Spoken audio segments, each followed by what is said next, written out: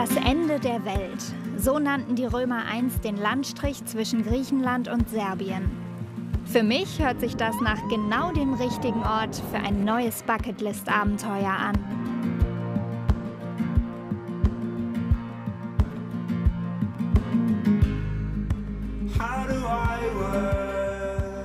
Es ist wirklich eine Märcheninsel hier.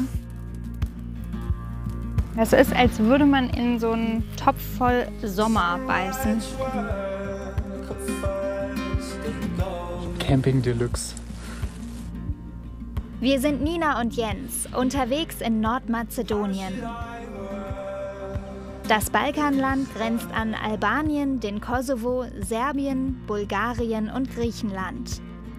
Unsere Reise führt uns von der Hauptstadt Skopje an den Ohridsee, an den Prespa-See, in den Mavrovo-Nationalpark, nach Tetovo, Bitola und Zovic.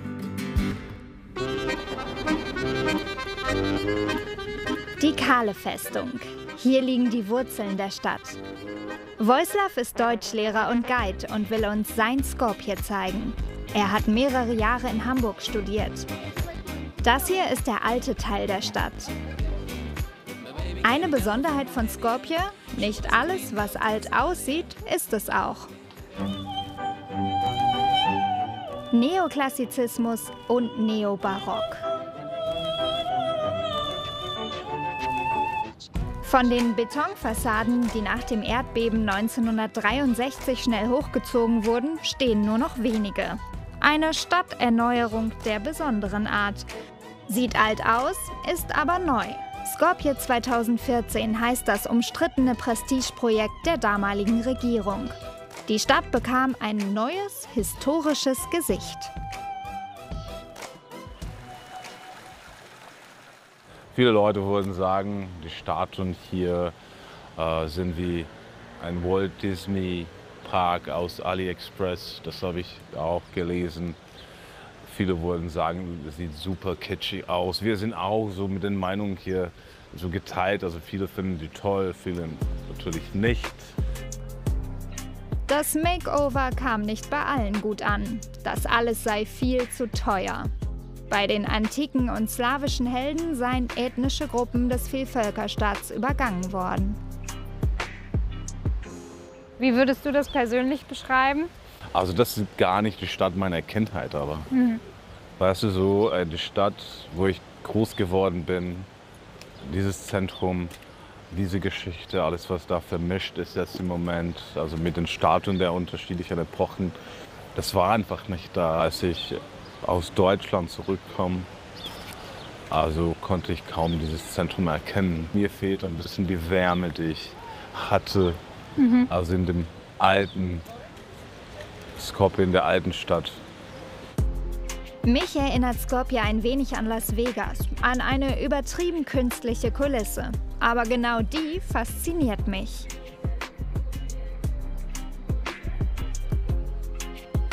Zurück in den wirklich alten Teil der Stadt. Jetzt triffst du eine lebendige Legende so von Skopje. Das ist der Mendo, der berühmteste Barber hier in Mazedonien. Wahrscheinlich der älteste Barber hier im Balkan wahrscheinlich. So, der ist ungefähr 80 Jahre alt, der ist total lieb, total nett.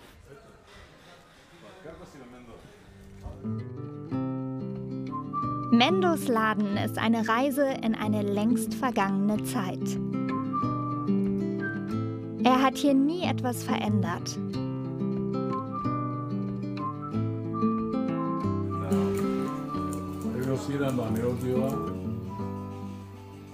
Siehst du das Foto da? Würde er mir die Spitzen schneiden? Ja, wahrscheinlich schon. Ja? Natürlich. Mendos Abschlussurkunde bescheinigt sogar schriftlich, dass er auch Frauen die Haare schneiden darf. Der macht auch Beschneidung. Der macht auch Beschneidungen? Der macht auch Beschneidung in der Freizeit wahrscheinlich. Oder nach der Arbeit. Sein Vater hat zunäht, hat ihn zunäht und dann noch ihm. My father. Ah, Also sein Vater hat A es ja, gemacht. njihovi deca. okay. Ja, genau. Ich verstehe, warum das ein Ort für Männer hier ist.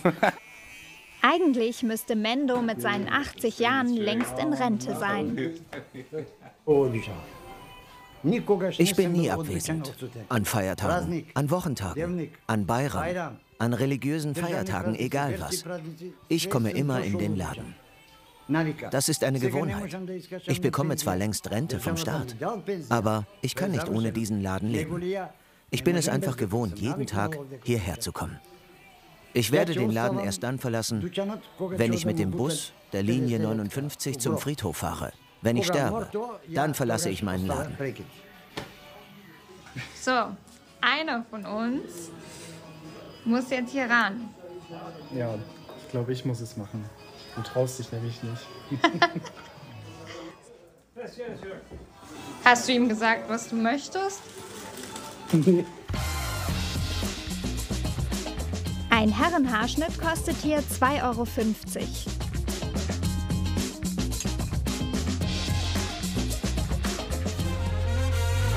Warum mögen Sie Ihren Beruf so gerne? Warum ich meine Arbeit so liebe?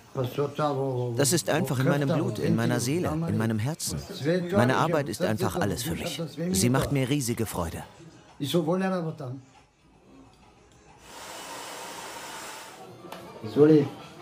Und wie sieht's aus? Sieht super aus. Meine Haare wurden noch nie so akkurat geschnitten. Hier hängen Fotos aus der Zeit vor dem Erdbeben 1963. Skopje war damals ein Trümmerfeld, 100.000 Menschen obdachlos. Es ist ein bisschen wie ein Museumsbesuch, bei dem einem die Haare geschnitten werden. Ich bin gespannt. Es kommen nicht viele Frauen in seinen Laden, aber es lohnt sich, die Reise mit einem Haarschnitt in dieser nostalgischen Kulisse zu starten.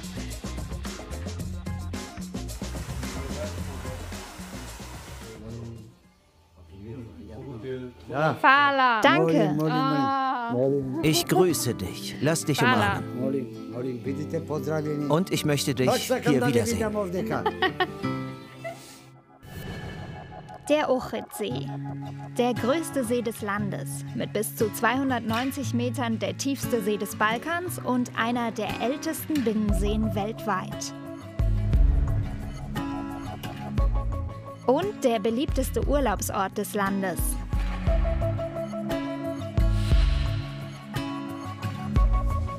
Die gleichnamige Stadt Ohrid schauen wir uns gleich an. Vojo ist wieder mit dabei. Aber erstmal geht's aufs Wasser.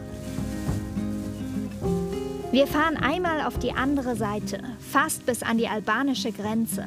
1 Stunde sind wir unterwegs.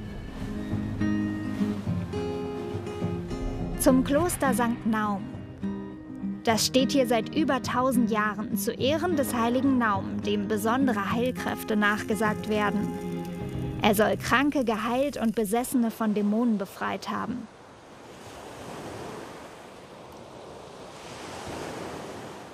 In der kleinen Kapelle dürfen wir nicht filmen. Hier steht der Sarg des heiligen Naum.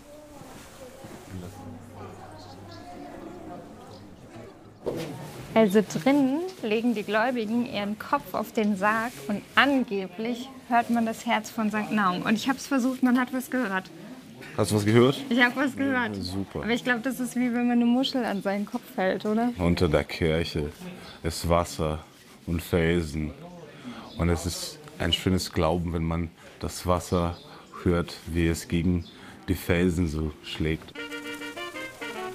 Pfauen haben hier am Kloster eine lange Tradition.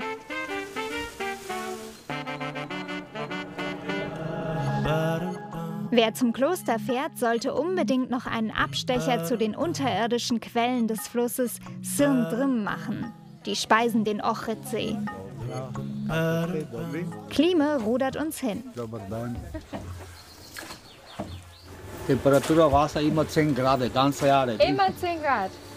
Winter, Sommer. Ja. Klime ist 64 Jahre alt und hat bei den ganzen Fahrten immer mal wieder ein bisschen Deutsch aufgeschnappt. Sehr fit. Ja, waren viele Leute gekommen, viele Touristen, immer 30 Kilometer jeden Tag. 30 Kilometer. Tag von 8 Uhr morgens bis 8 Uhr Abend. Nein, nur Technik. Ich behalte mal nur Technik. Neben den vielen unterirdischen Quellen gibt es auch diese, an der eine orthodoxe Kirche errichtet wurde. 65% der nordmazedonischen Bevölkerung gehören der orthodoxen Kirche an, 33% dem Islam.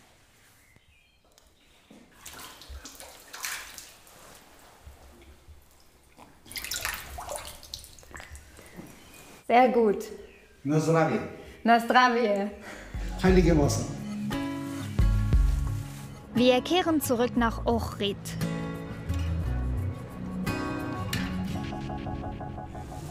Über der Stadt die Festung des Zaren Samuil. Ohrid wurde zu Zeiten Jugoslawiens ein beliebtes touristisches Ziel. Selbst Tito hatte hier am See eine Sommerresidenz. Der besondere Baustil, wenig Grundfläche unten, nach oben werden die Häuser breiter. So konnten die Menschen hier Grundsteuer sparen. Wie viele Menschen hier hat auch Vojo die Ferien in seiner Kindheit am Ohridsee verbracht. Würdest du sagen, das hier ist das mazedonische Meer? Nein, ich würde nicht sagen. Also ich würde sagen, das ist die mazedonische Perle vielleicht. Aber Meer nicht. Wir sind ein kleines Land. Wir haben sehr viele Berge, wir haben kein Meer. Und wir würden diese Natur überhaupt nicht für ein Meer tauschen. Also Nein? Absolut nicht. Für Vojo ist der Ohridsee ein Herzensort. Und nicht nur für ihn.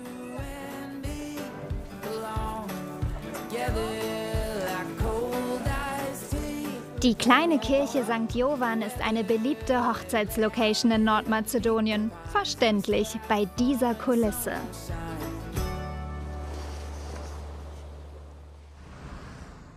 Eine Dreiviertelstunde dauert unsere Fahrt zum Prespa-See. Der ist komplett anders als der Ohridsee. Nicht so besiedelt und zum Teil Naturschutzgebiet. Dejan will uns eine ganz besondere Insel im Prespa-See zeigen. Pelikane soll es hier geben. Er ist Ranger im Nationalpark. Dass ich mich heute noch einer meiner größten Ängste stellen muss, weiß ich zu diesem Zeitpunkt noch nicht. Alexander ist Fischer hier im Dorf und fährt uns hin. Fast eine Stunde dauert die Bootsfahrt zur Insel Golemgrad.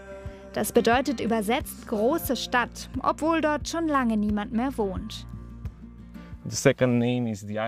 Der zweite Name ist die Schlangeninsel, wegen der großen Population der Schlangen. Auf einer Fläche von nur 22 Hektar gibt es mehr als 2000 Hornvipern und über 7000 Würfelnattern. Diese sind nicht giftig und es ist sicher, die Insel zu besuchen. Warum habe ich das vorgeschlagen? Ich wollte Pelikane sehen. Ich habe nämlich panische Angst vor Schlangen. 260 verschiedene Vogelarten gibt es hier und wir werden nicht enttäuscht. Bis zu 14 Kilo werden Pelikane schwer. Wenn sie fliegen, dann mit einer Flügelspanne von bis zu 3,5 Metern. Auf der 22 Hektar großen Insel Golemgrad brüten gerade Kormorane.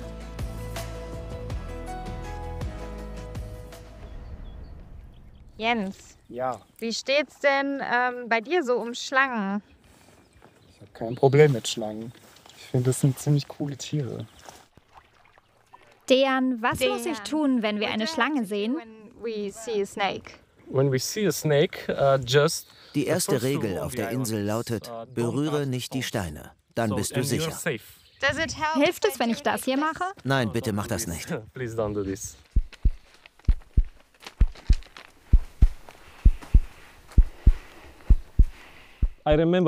Ich erinnere mich, wie ich als Kind herkam.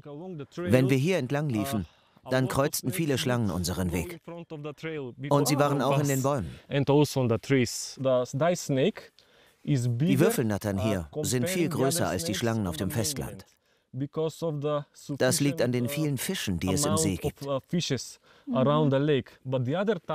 Aber die andere Schlangenart, die giftige Hornviper, die auf dem Foto zu sehen ist, die sind hier kleiner als auf dem Festland. Du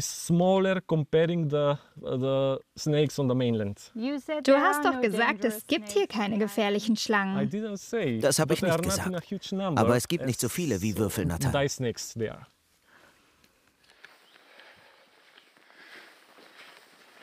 Ich glaube, so unentspannt war ich bisher bei keinem Dreh.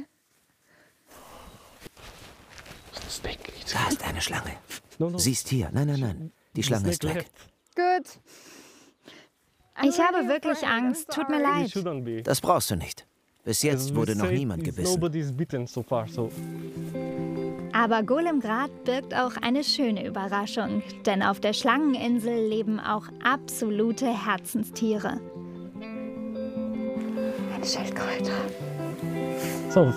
Das ist eine griechische Landschildkröte. Ich nehme an, dass es ein Männchen ist.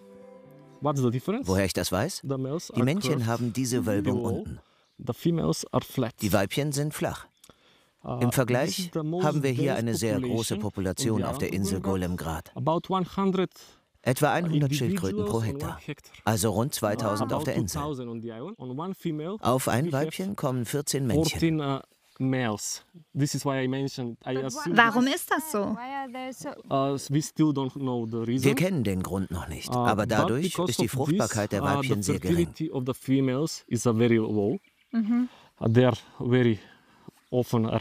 Sie werden sehr oft von den Männern vergewaltigt. Es wurde festgestellt, dass die Homosexualitätsrate hier auf der Insel wegen des Mangels an Weibchen höher ist. Das trägt nicht zu einer nachhaltigen Population bei. Dejan erinnert sich noch genau an seinen ersten Besuch auf Golemgrad. Ich war noch ein Kind, vielleicht so 10 Jahre alt, und bin mit meinem Vater hergekommen. Er arbeitete nämlich im Nationalpark Galizica. Als ich die Insel das erste Mal besuchte, war es wie Liebe auf den ersten Blick. Das ist wohl der Grund, warum ich heute im Nationalpark arbeite. Es war also schon immer dein Traum, diesen Job zu machen? Das war schon immer mein Traumberuf. Als ich in der Grundschule war, fragte der Lehrer uns Kinder, was wollt ihr machen, wenn ihr groß seid? Ich habe immer gesagt, dass ich im Nationalpark arbeiten möchte.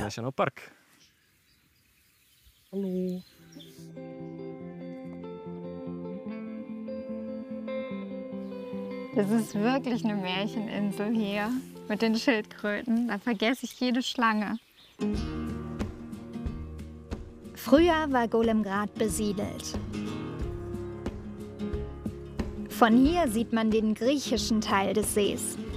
Hier am Prespa-See wurde 2018 ein Abkommen mit Griechenland unterzeichnet, aus dem der Name Nordmazedonien hervorging, den das Land seit 2019 trägt. Vorausgegangen war ein Streit über Gebietsansprüche der Region Makedonien, die über die Landesgrenzen des ehemaligen Mazedoniens, heute Nordmazedoniens, hinausgeht.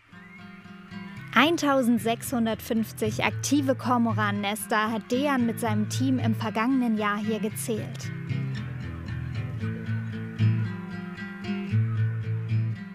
Und damit ich nicht vergesse, dass das hier die Schlangeninsel ist, präsentiert mir Ranger Dejan zum Abschied noch Würfelnatter-Nachwuchs. Die war nicht leicht zu finden. Die Population war früher viel größer. Jetzt gibt es nicht mehr so viele. Ich werde sie jetzt freilassen.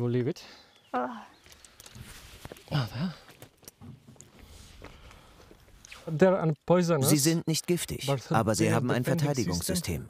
Sie stinken sehr stark. Das stinkt jetzt sehr stark. Boah! Do you need... Boah! Diesen Geruch vergesse ich nicht mehr. Boah!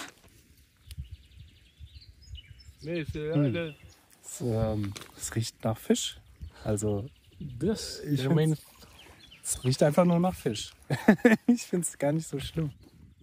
Ich weiß nicht, was du hast. Du bist einfach zu cool für diesen Film, weißt du? Ja. Sorry. Und als ich gerade dachte, ich habe diesen Schlangeninseltrip ganz gut überstanden...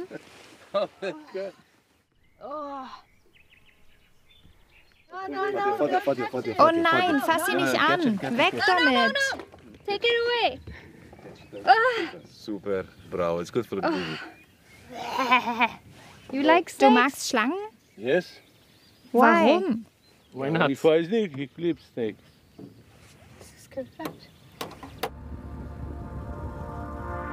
Dank Ranger Dejan konnte ich sogar die Schlangen an diesem wunderschönen Fleckchen Natur dann doch ganz gut verkraften.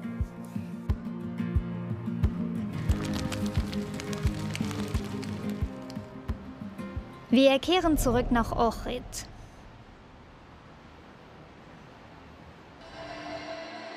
Ich liebe den Moment, in dem ich in Turnhallen und Vereinsheimen überall auf der Welt der Kultur eines Landes noch ein Stückchen näher kommen darf. Denn da ist dann immer diese ganz besondere Energie. Du kannst in die Mitte gehen. Bevor wir anfangen, dies ist ein Tanz, der traditionell für Mazedonien ist. Den findet man auf jeder traditionellen Hochzeit oder Feier. 1, 2, 3, up, 1, up. Let's go. 1, 2, 3, up, 1, up. Für die Folkloregruppe ist das hier mehr als ein reiner Tanz. Wenn man sein Erbe und seine Tradition nicht bewahrt, verliert man einen Teil von sich selbst. Deshalb tanze ich Folklore.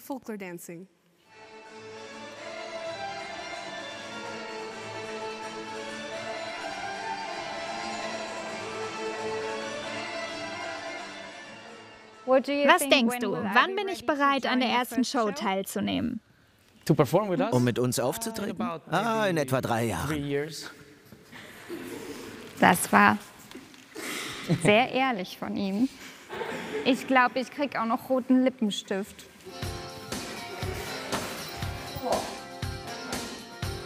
Vielleicht beschleunigt die traditionelle Tracht ja meine Tanzkünste.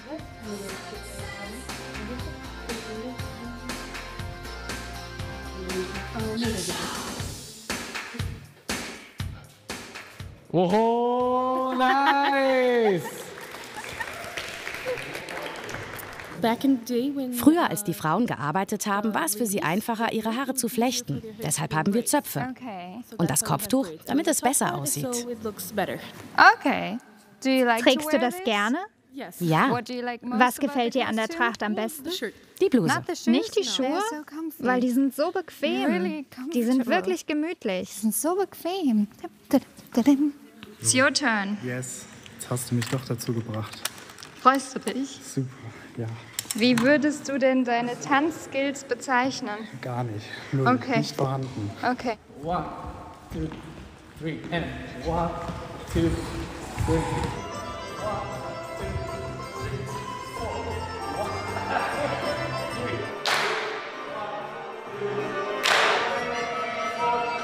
6, second part. 1, 2, 3, 1, 2, 3, 4. 1, 2, 3, 1, 2, 3, 1, 2. You did a great job. That's all the time we can spend at the moment. Es war sehr gut für eine Anfängerin. Sehr gut für Anfänger.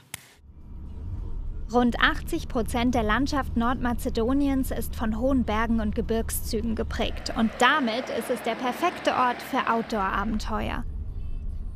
Ich bin auch schon ein bisschen nervös. Aber dir ist nicht schlecht. Mir ist noch nicht schlecht. Gut, ja.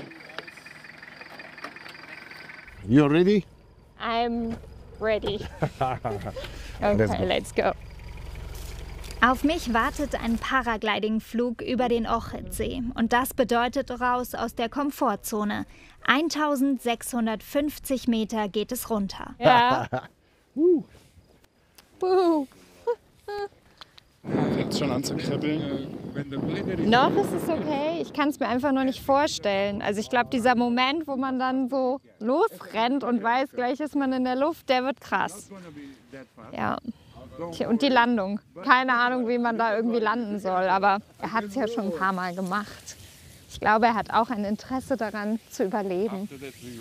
Wenn ich sage, dass jetzt ein guter Zeitpunkt ist, das bedeutet eine gute Windrichtung. Dann können wir anfangen zu laufen. 3, 2, 1. Es ist nicht nötig, schnell zu rennen. Denn nach ein paar Schritten bist du im Himmel und dann heißt es genießen. Okay.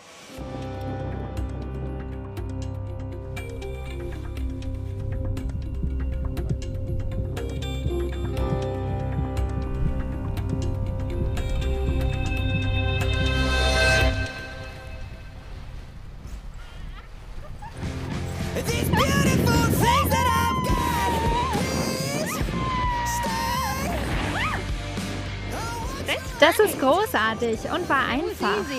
Ja.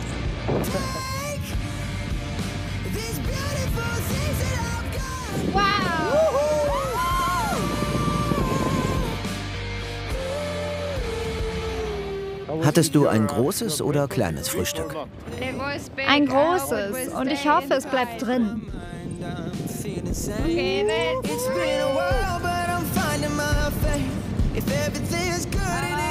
Das ist zu viel. Ich will mich einfach nicht vor der Kamera übergeben.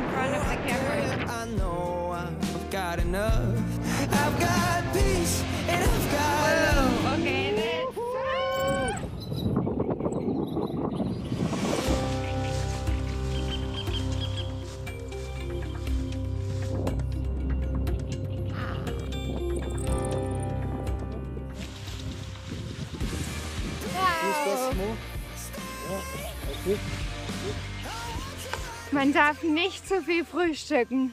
Aber das war so toll, da rumzusegeln. Das war viel langsamer am Anfang, als ich dachte. Das war einfach schweben. Das war toll. Das war so cool. Unsere Reise führt uns in den Mavrovo Nationalpark. Und den wollen wir auf eine ganz besondere Art erkunden. Auf einer zweitägigen Reittour mit einer Übernachtung im Zelt. Für mich ein Traum, für Jens eher nicht so. Ich habe einen riesen Respekt vor Pferden. Ob wir zwei Reitanfänger uns da zu viel vorgenommen haben? Vasco ist unser Guide und hat mir mehrfach versichert, dass die Tour für uns geeignet ist. Das schaffen wir doch, oder? Du hast schon mal auf dem Pferd gesessen. Ich habe schon auf Pferden gesessen. Immer beim Dreh und einmal auf dem Feuerwehrfest als Kind, ja. Und wir haben einen guten Typen. Ich bin froh, wenn die 2 Tage rum sind. Aber die gehen jetzt erst los. 20 Kilometer liegen heute bis zum Camp vor uns. Ich hatte schon Schiss, dass Jens meine Pferdetour so richtig blöd findet, aber langsam entspannt er sich. Das ist schon ein bisschen wie ferngesteuert. Ich muss eigentlich gar nicht so viel machen.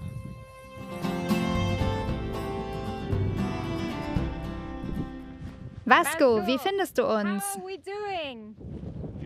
Ihr macht das sehr gut. Dass dieser Friede-Freude-Eierkuchen-Zustand nicht ewig anhalten wird, ahne ich in meiner Euphorie noch nicht.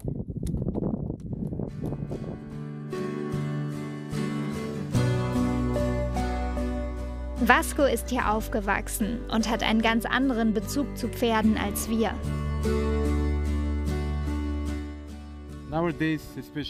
Heutzutage, besonders in Deutschland und in ganz Europa, werden Pferde zu unserem Vergnügen eingesetzt, so wie jetzt in diesem Moment. Aber ich bin mit Pferden aufgewachsen, um irgendwo hinzukommen. In diesem schwierigen Gelände in den Bergen. So haben wir die Reisezeit verkürzt und das Pferd genommen, anstatt zu laufen. Ich möchte euch einfach die Schönheit meines Lebens zeigen. Das ist mein Projekt, diese Schönheit hier zu zeigen. Es wäre ja sehr egoistisch, wenn ich das hier für mich behalte. So kann ich allen zeigen, wie schön mein Leben ist.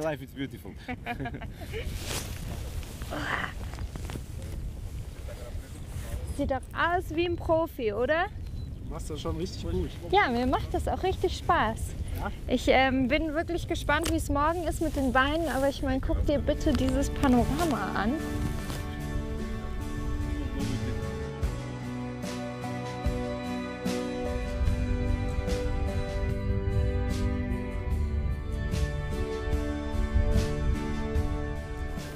Sieht nicht so gut aus, das Wetter. Nee. Nicht so Campingwetter. Es wird regnen. Ich glaub's auch.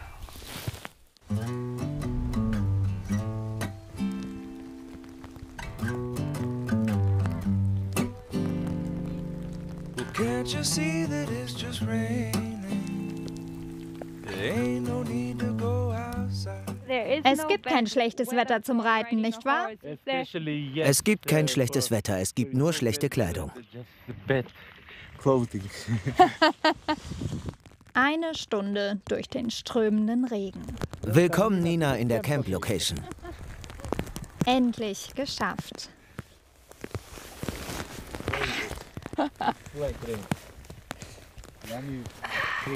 Es gibt Muskelkater.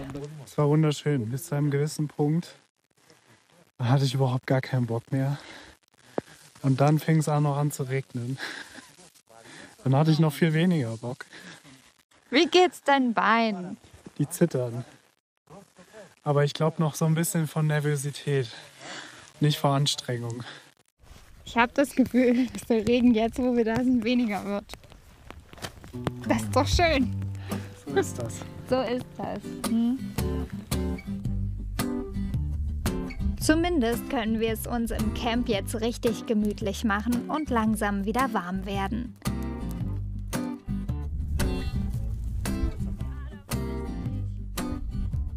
Unser Abendessen bereitet das Team im traditionellen Satsch zu.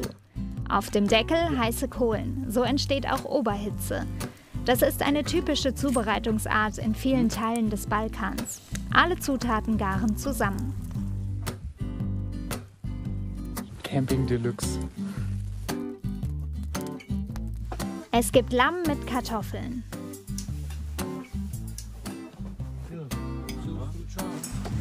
Da haben sich doch die Strapazen auf dem Pferd gelohnt. Dafür auf jeden Fall. Uns steht eine ungemütliche Nacht bevor. Hoffentlich wird das Wetter morgen besser.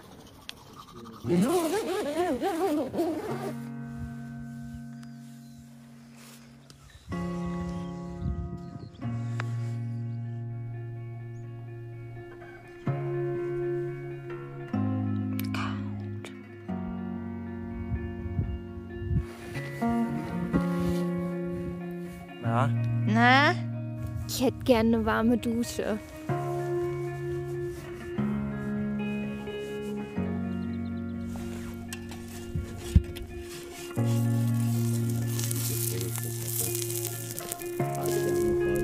Cheers. Ich habe gar keinen Muskelkater, kann weitergehen. Und wie fühlt es sich an? Als würde ich das schon ewig machen. Die 20 Kilometer von gestern müssen wir heute wieder zurück.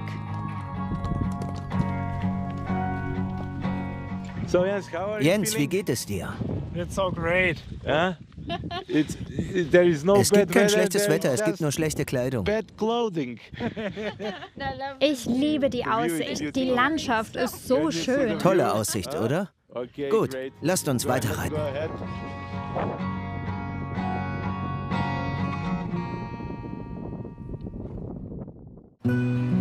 Die bunte Moschee. Hier in Tetovo leben überwiegend nordmazedonische Albanerinnen und Albaner. Nordmazedonien hat 2 Amtssprachen, Mazedonisch und Albanisch. Die Moschee wurde 1459 errichtet und später umgebaut. Asim ist Imam in einem kleinen Dorf in der Nähe von Tetovo, aber hierher kommt er am liebsten. That's beautiful. Das ist schön. Willkommen in der besten Moschee der Welt. Die wurde von 2 Frauen erschaffen, Albanische Frauen, die hier in Tetovo lebten. Sie waren reich und hatten Gold. Das haben sie verkauft und alles, was sie hergestellt haben, um diese Moschee zu bauen. Jeder Zentimeter der Moschee ist farbig. Jeder Zentimeter, innen und außen. Um die Moschee so anzumalen, wurden etwa 30.000 Eier, Kaninchenblut und Kalk benutzt. Die bunten Verzierungen entstanden bei der Renovierung 1833. Seitdem schmücken Architektur- und Landschaftsmotive die Wände.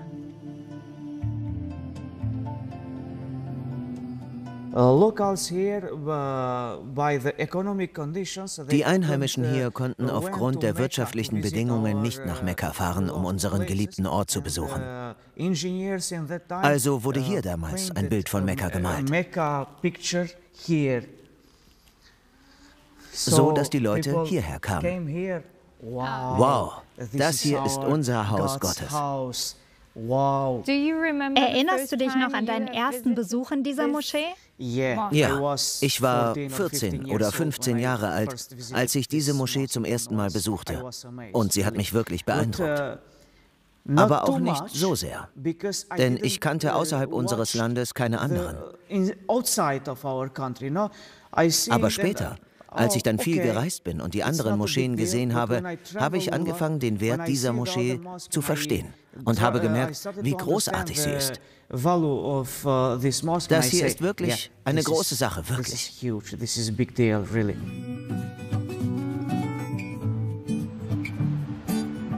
Von Tetovo, nahe der Grenze zum Kosovo, fahren wir in Richtung griechischer Grenze, nach Bitola.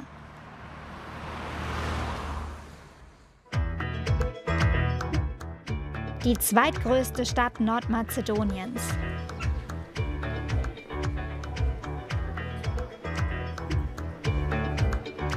Der Uhrenturm aus dem 17. Jahrhundert. Angeblich wurden 60.000 Eier gesammelt, die zum Mörtel gemischt wurden, um die Wände widerstandsfähiger zu machen.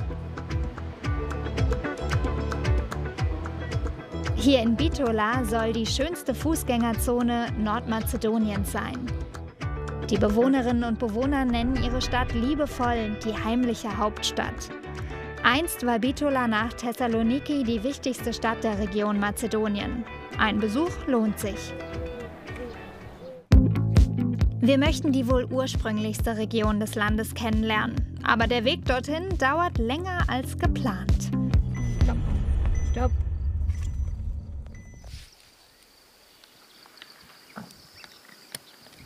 Ich mache jetzt die Schildkrötenlotsen, weil das ist gefährlich auf der Straße.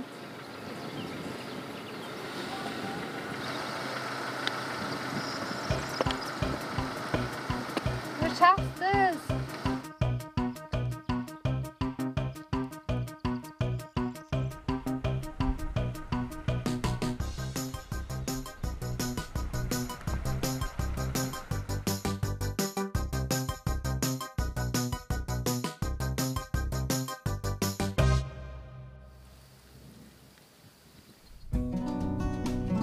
In der Region Mariovo sind die meisten Dörfer zum größten Teil verlassen. Eine Nacht werden wir in Sovic verbringen. Touristisch ist die Gegend kaum erschlossen.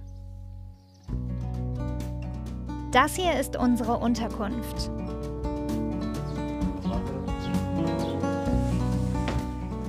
Wie gefällt dir dein Zimmer? Rustikal, gemütlich. Guck mal, hier mit so einem kleinen Deckchen.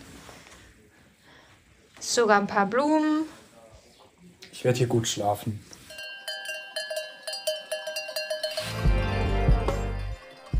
Der Ort wirkt verlassen. Kein Wunder, hier leben offiziell nur noch 11 Menschen. Für ein Motiv wollte ich dennoch unbedingt hierher.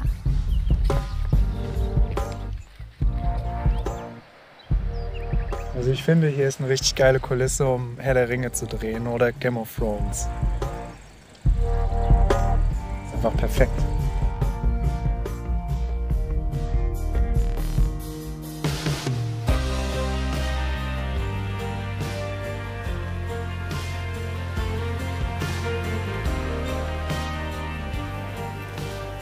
Das ist doch irgendwie so ein magischer Ort hier, oder? Das ist ein bisschen wie ein Märchen. Ich finde, das hat so was total Verwunschenes. Und die Geschichte der Brücke gleicht auch einem Märchen. Die war bis in die 1950er nämlich aus Holz. Doch irgendwann krachte sie unter dem Gewicht eines Dorfbewohners mit Ochsenwagen zusammen. Aber es gab ein Happy End. Der Müller, der in der Mühle unterhalb arbeitete, konnte beide aus dem Fluss retten und Sovic bekam diese schöne Steinbrücke.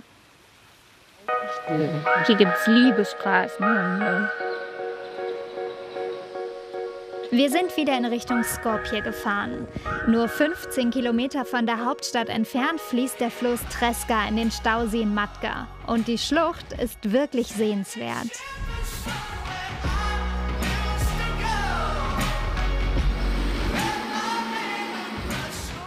Ein Paradies für Outdoor-Fans.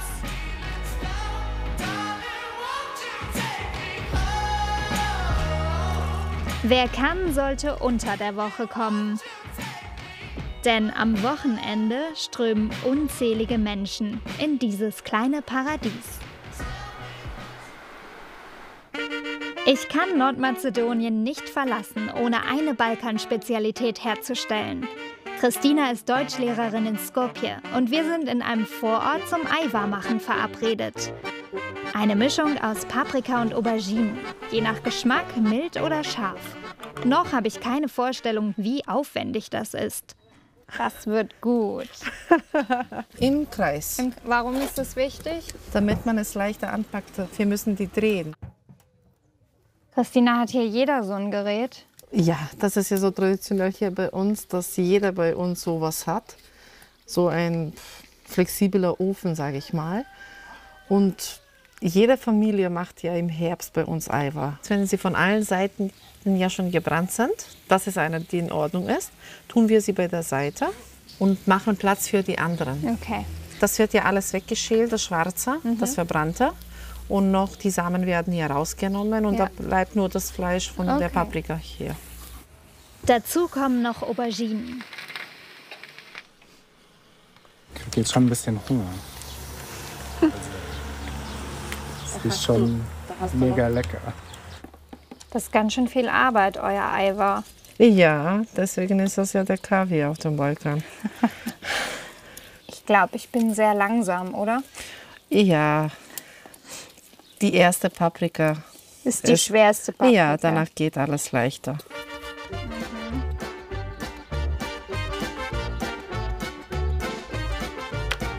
Es ist eine ziemliche Fiddelarbeit hier. Wie wäre es, wenn du uns mal langsam hier hilfst? Damit, guck mal, wir müssen das alles noch fertig machen. Das war ja deine Idee.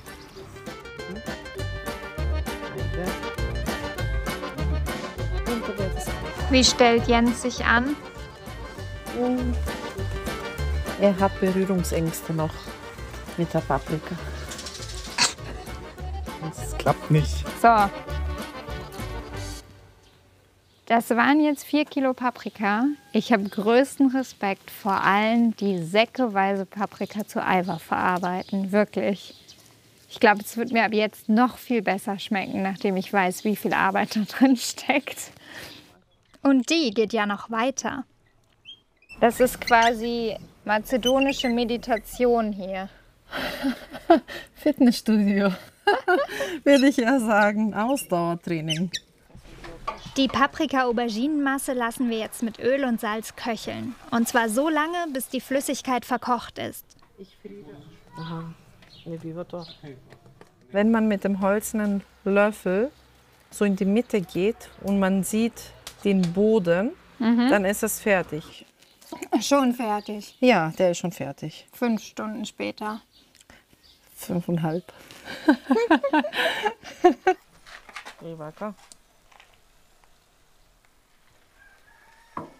Das ist so lecker. Das ist, als würde man in so einen Topf voll Sommer beißen. Das ist echt lecker. Und zum Glück haben wir jetzt einen Wintervorrat.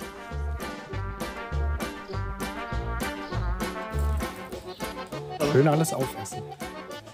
Mit Ajvar und jeder Menge Erinnerungen im Gepäck heißt es jetzt für uns Abschied nehmen. Von den herzlichen Menschen hier und der unglaublichen Natur. Nordmazedonien. Definitiv ein Ziel für die Bucketlist.